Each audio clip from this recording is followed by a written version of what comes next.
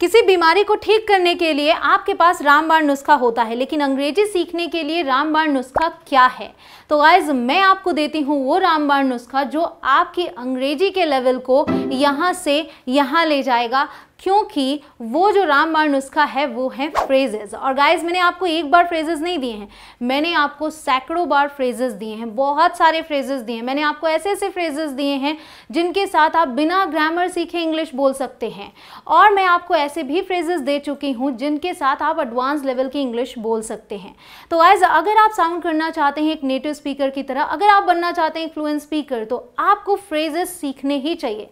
आज मैं आपको दे रही हूँ 10 फ्रेजेस। मैंने आपको 100 फ्रेजेस की भी वीडियोस दी हैं, आपको लिंक्स उनके डिस्क्रिप्शन में मिल जाएंगी, या फिर आई बटन पर क्लिक करके आप देख सकते हैं। एक वीडियो में 100 फ्रेजेस हैं, कमाल का चेंज आएगा। आज जो मैं आपको फ्रेजेस दे रही हूँ, जैसा कि आपको दिख रहा है, अ मैच मेड इन हेवन, तो इसका क्या मतलब है? थोड़ा थोड़ा आप रिलेट कर पा रहे होंगे कि इसका क्या मतलब है। जैसे आप सुनते ही हैं कि रब ने बना दी जोड़ी, या फिर ये जोड़ी तो ऊपर से बन के आई है, ये जोड़ी तो भगवान ने पहले से ही बनाई है, तो उसी के लिए हम इसका यूज़ करते हैं अ मैच मेड इन हेवन। इसी तरीके से आपको और बहुत सारे फ्रेजेस मिलेंगे जिसके ज़रिए आप उन सेंटेंसेस को बना पाएंगे, बोल पाएंगे जो बनाना मुश्किल होता है। तो इसी बात पे आज का हमारा पहला फ्रेज है अ मैच मेड इन हेवन, मतलब भगवान की बनाई हुई जोड़ी, रब ने बना दी जोड़ी, यू कैन से। तो गाइज एग्जाम्पल्स आप देख सकते हैं, मतलब आपके सामने एक फ्रेज होगा, उसका अर्थ होगा, दो एग्जाम्पल्स होंगे। तो इन सभी को सीखने के लिए आपको सिर्फ और सिर्फ एक चीज़ करनी है, आपको पैसे नहीं देने हैं, आपको सिर्फ और सिर्फ इस वीडियो में एंड तक बने रहना है। बस आपको 10 मिनट देना है और आपके लिए ये सभी फ्रेजेस चुटकियों का खेल बन जाएंगे। सो गाइज इसका एग्जाम्पल देखते हैं। दे से हम यूज़ करते हैं जब हम कहते हैं कि कहते हैं, मतलब लोग ऐसा कहते हैं या कहते हैं। जब हम ये बोलते हैं इसके लिए हम दे से बोल सकते हैं। सो they say Roop and I are a match made in heaven. लोग ऐसा कहते हैं कि रूप और मेरी जोड़ी भगवान ने बनाई है, या ये जोड़ी ऊपर से बन के आई है। तो इस तरीके से आप इन्हें सेंटेंसेस में यूज़ कर सकते हैं। फिर है हमारा अगला जो example, I think you two are a match made in heaven. मुझे लगता है कि तुम दोनों की जोड़ी ऊपर से बन के आई है, मतलब भगवान ने तुम दोनों की जोड़ी बनाई है। यू शुड गेट मैरिड, तुम्हें शादी कर लेनी चाहिए। सो इस तरीके से हम इसका यूज़ करते हैं। तो गाइज बस वीडियो में एंड तक बने रहिए। My name is Kanchan, you are watching me on English Connection. Let's begin. So our second phrase is from scratch. इसका मतलब होता है शुरू से शुरू करना। I didn't buy the pizza base, मैंने पिज्ज़ा बेस खरीदा नहीं। I made it myself, मतलब मैंने इसे खुद बनाया। फ्रॉम स्क्रैच मतलब बिल्कुल शुरू से। एक और example, I lost all my documents in the fire. आग में मेरे सारे डॉक्यूमेंट्स चले गए, जल गए, मतलब मैंने खो दिया उन्हें। And had to start from scratch, और मुझे बिल्कुल शुरू से शुरू करना पड़ा। तो जब कभी भी कोई काम आपको एकदम शुरू से शुरू करना पड़े तो आप फ्रॉम स्क्रैच का यूज़ करें। इसमें कन्फ्यूज़न एक ये होती है कि फ्रॉम द स्क्रैच तो नहीं होगा, तो ध्यान रखें सिर्फ 2 वर्ड्स हैं, फ्रॉम स्क्रैच। गाइज अगर आपको ये वीडियो हेल्पफुल लगती है तो इसे लाइक और शेयर ज़रूर कीजिएगा। अगर आप चैनल को पहली बार विजिट कर रहे हैं, अभी तक सब्सक्राइब नहीं किया, तो नीचे आ रहे रेड बटन को क्लिक करके सब्सक्राइब करें। उसके बाद आने वाले बेल आइकॉन को प्रेस करें ताकि आपको नोटिफिकेशंस बिल्कुल टाइम पर मिल जाएं और सबसे पहले आप मेरे वीडियो को देख पाएं। अगला है हमारा हेड टू टो। इसका मतलब होता है सिर से पैर तक, मतलब completely covering one's whole body. He was dressed in white head to toe, वो सिर से लेकर पैर तक सफ़ेद रंग के कपड़े में तैयार था, मतलब ऊपर से नीचे तक, सिर से लेकर पैर तक उसने सब कुछ सफ़ेद रंग का पहना हुआ था। This is a fancy dress competition, ये फैंसी ड्रेस कॉम्पिटिशन है। So you need to look good from head to toe, तो तुम्हें सिर से लेकर पैर तक सुंदर दिखना है, अच्छा दिखना है।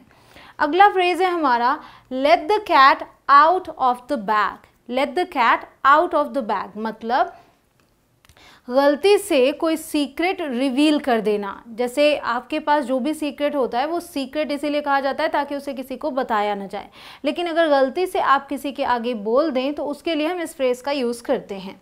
The party was suppose to be a surprise, जो पार्टी थी उसे सरप्राइज होना चाहिए था, मतलब कि जिसके लिए वो पार्टी रखी गई थी उसके लिए वो सरप्राइज होना चाहिए था। But Eddie let the cat out of the bag, लेकिन गलती से एडी ने क्या किया कि वो सीक्रेट रिवील रिवील कर दिया और उसको पता चल गया उस पार्टी के बारे में। अगला हमारा एग्जाम्पल है, Rahul let the cat out of the bag and told Eddie about the surprise. Rahul ने सीक्रेट रिवील कर दिया और एडी को बता दिया उस सरप्राइज के बारे में, जो कि सरप्राइज ही रहना चाहिए था बट पहले ही उसको पता चल गया। अगला हमारा फ्रेज है डाउन टू अर्थ। ये आपने कई लोगों को कहते हुए सुना होगा और इसका जो हिंदी में मतलब होता है वो है ज़मीन से जुड़ा हुआ व्यक्ति। ठीक, जो ज़मीन से जुड़ा हुआ हो उसके लिए हम यूज़ करते हैं down to earth. He is really down to earth person despite being so famous. इतना प्रसिद्ध होने के बावजूद, इतना फेमस होने के बावजूद वो व्यक्ति ज़मीन से जुड़ा हुआ है, मतलब काफ़ी हम्बल है और उस तरीके से बर्ताव नहीं करता जैसे ज़्यादातर फेमस लोग करते हैं। They think he is too glamorous and won't want to speak to them. वे सोचते हैं या उन्हें लगता है कि वो कुछ ज़्यादा ही ग्लैमरस है और वो उनसे बात नहीं करना चाहता, बट एक्चुअली लेकिन दरअसल ही इज़ वेरी फ्रेंडली, वो काफ़ी मिलनसार है and very down to earth और बहुत ही ज़मीन से जुड़ा हुआ है। If you want more videos of this kind, अगर आपको ऐसी ही वीडियोज़ और चाहिए तो कॉमेंट सेक्शन में दिल मांगे मोर ज़रूर लिखिएगा। वो एक तरीका है जिससे मुझे पता चलता है कि आपको ऐसी ही वीडियोज़ और चाहिए, सो दिल मांगे मोर ज़रूर लिखिए। अगला हमारा फ्रेज़ है गो with the flow. Go with the flow का क्या मतलब होता है? इसका मतलब होता है जैसे सब कर रहे हैं वैसे करना, मतलब कुछ चेंज करने की कोशिश ना करना, जैसे चीज़ें चल रही हैं, जैसे और लोग कर रहे हैं वैसे करना। So go with the flow. इसका एग्जाम्पल देखिए, I have no idea what I am going to do there. मुझे बिल्कुल आइडिया नहीं है, कोई अंदाज़ा नहीं है कि मैं वहाँ क्या करने जा रही हूँ। I guess I will just go with the flow. मुझे लगता है मैं वैसे ही करूँगी जैसे सभी कर रहे हैं, so I will go with the flow. मैं कुछ अलग से करने की कोशिश नहीं करूँगी। I always do things your way. मैं हमेशा तुम्हारे तरीके से चीज़ें करती हूँ, जैसे तुम चाहती हो वैसे करती हूँ। Can't you just go with the flow for once. क्या तुम भी मतलब एक बार, सिर्फ एक बार ऐसा नहीं कर सकती कि जैसे सब कर रहे हैं वैसे करो? तो ये यहाँ पर सेंस है। अगला हमारा फ्रेज है कट कॉर्नर्स। कट कॉर्नर्स का मतलब होता है खर्चे कम करना, एंड स्पेशली जब आप किसी चीज़ की क्वालिटी से समझौता करते हैं, मतलब चीप चीज़ें लगाते हैं जिससे कि खर्चे कम हों, कम खर्च आए। सो कट कॉर्नर्स वहाँ पे यूज़ करेंगे। Our budget has been reduced this month. इस महीने हमारा जो बजट है वो कम कर दिया गया है। We'll have to cut corners. हमें खर्चे कम करने होंगे, मतलब हमें कुछ चीज़ें चीप यूज़ करनी होंगी जिससे कि इतने ही बजट में सारी चीज़ें हो पाएँ। We won't cut corners just to save money. केवल पैसे बचाने के लिए हम मतलब चीप चीज़ें यूज़ नहीं करेंगे। हम विल नॉट कट कॉर्नर्स हो गया यहाँ पे। We put quality first. हम पहले क्वालिटी को रखते हैं, तो हमारे लिए क्वालिटी मायने रखता है। हमारा अगला फ्रेज है हिट द सैक। इसका मतलब होता है सो जाना। तो जैसे आप कहते हैं गो टू बेड, वैसे ही hit the sack. I am exhausted. मैं बहुत थक चुकी हूँ। I will hit the sack early today. आज मैं जल्दी सोऊंगी। So I will go to bed early today और I will hit the sack early today. He is going to hit the sack. वो सोने जा रहा है। He is very tired. वो बहुत थका हुआ है। अगला हमारा फ्रेज है cost N arm and a leg. इसका क्या मतलब होता है? बहुत महंगा पड़ना। तो किसी चीज़ की कीमत बहुत ज़्यादा है तो आप उसके लिए यूज़ कर सकते हो cost N arm and a leg. ध्यान रखें, N arm and a leg ऐसे बोलना है आपको। This fridge is amazing. ये जो फ्रिज है ये शानदार है। But it cost N arm and a leg. लेकिन इसकी जो कीमत है ना वो बहुत महंगी पड़ती है। He has a gaming PC. उसके पास एक गेमिंग पीसी है। But it cost him an arm and a leg. लेकिन ये उसे बहुत महंगा पड़ा। आगे हमारा last phrase have eyes like a hawk. इसका मतलब होता है गिद्ध जैसी नज़र होना।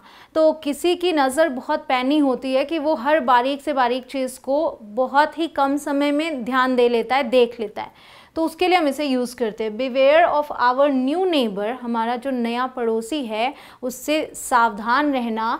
ही has eyes like a hawk. उसकी गिद्ध जैसी नज़र है। He has eyes like a hawk. उसकी गिद्ध जैसी नज़र है। He noticed what ring she was wearing from afar. काफ़ी दूर से उसने ये देख लिया कि उसने कौन सी रिंग पहनी हुई है। So guys, अब बारी है वीडियो को शेयर करने की। इसे जल्दी से शेयर करें अपने सभी फ्रेंड्स और फैमिली ग्रुप्स में। सभी साथ में सीखेंगे तभी तो साथ में आगे बढ़ेंगे। जब सब साथ में बढ़ेंगे तो देश आगे बढ़ेगा। मिलती हूँ आपसे अगले वीडियो में। जय हिंद।